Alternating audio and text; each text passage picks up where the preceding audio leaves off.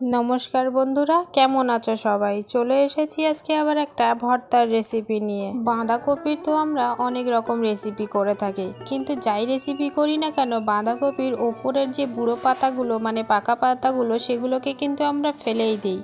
আজকে সেই পাতাগুলো আর ফেলবো না, সেইগুলো দিয়েই তোমাদেরকে একটা দারুণ স্বাদের ভর্তা করে দেখাবো। এই বাঁধাকপির বুড়ো পাতার ভর্তা গরম ভাতে 1 চামচ দিয়ে দেবে, কথা দিচ্ছি আঙুল চেটে থালা চেটে খাবে সবাই। এই বাঁধাকপির ভর্তা করার জন্য এই ওপরের পাতাগুলোকে আগে আমি জল দিয়ে ভালো করে ডলে ডলে ধুয়ে নিয়েছি, তারপরে এইভাবে কুচিয়ে কেটে নিয়েছি। তারপরে মিক্সারের মধ্যে দিয়ে আমি এগুলোকে ভালো করে পেস্ট করে নেব। তোমরা চাইলে শিলেও পেস্ট করতে পারো। একবারে সবগুলো পাতা দিলে মিক্সার মেশিনটা ঘুরবে না, সেই কারণে আমি এখানে দুবার ধরে পাতাগুলোকে দিয়েছি। তার সাথে দিয়েছি 4টে কাঁচা লঙ্কা।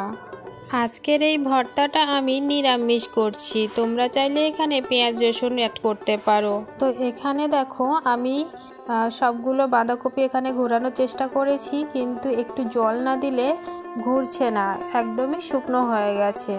তো সেই কারণে আমি এখানে একটু জলও ব্যবহার করছি। জলটা কিন্তু অল্প পরিমাণ দেবে। একটু জল দিয়ে ঘুরিয়ে নিচ্ছি। তো দেখো বন্ধুরা, এখানে পুরো স্মুথ একটা পেস্ট তৈরি হয়েছে। চলো এবার যাই মূল রান্নায়। কড়াইতে আমি সামান্য তেল দিয়ে নিয়েছি। তেলটা তোমরা চাইলে একটু বেশি পরিমাণে দিতেই পারো।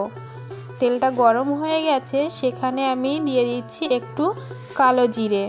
ঝাল তোমরা একটু বেশি খেতে চাইলে এখানে 2টো কাঁচা লঙ্কা আরও দিতে পারো, তবে ঝালটা নিজেরা যেমন খেতে পারবে তেমনই দেবে। আর যদি পেঁয়াজ রসুন দিতে চাও তাহলে এখানে একটা ছোট সাইজের পেঁয়াজ মুচিয়ে দেবে আর 4 কোয়া রসুন থেতো করে তেলের ওপরে দিয়ে দেবে। আচ্ছা যাই হোক, এখানে আমি স্বাদ মতো নুন আর একটু চিনি দিচ্ছি। চিনিটা একটু দেওয়ার চেষ্টা করবে, না পছন্দ করলে নাও দিতে পারো, আমার ভালো লাগে তাই দিলাম। এবার এটাকে অনবরত নেড়ে ছেড়ে সুন্দর করে শুকিয়ে নিতে হবে। যত ভালো করে শুকিয়ে নেবে ততই মানে ভর্তাটার স্বাদ ভালো হবে।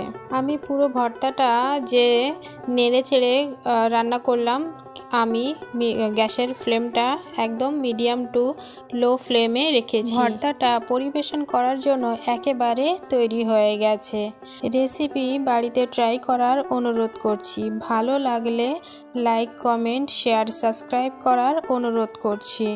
প্রিয় দর্শক বন্ধু, এমন নিত্য নতুন রেসিপি পাওয়ার জন্য আমার চ্যানেলটা সাবস্ক্রাইব করে পাশে থাকা বেল আইকনটি টিপে অল বাটনটা টিপে দিও। তোমাদের একটা লাইক, কমেন্ট, সাবস্ক্রাইব পেলে এরকম নিত্য নতুন রান্না বানানোর অনেক উৎসাহ পাই। তাহলে আজকে এই পর্যন্ত, ভালো থেকো সবাই। পরে দেখা হবে নতুন কোনো রান্নার সাথে। পুরো ভিডিওটা দেখার জন্য ধন্যবাদ।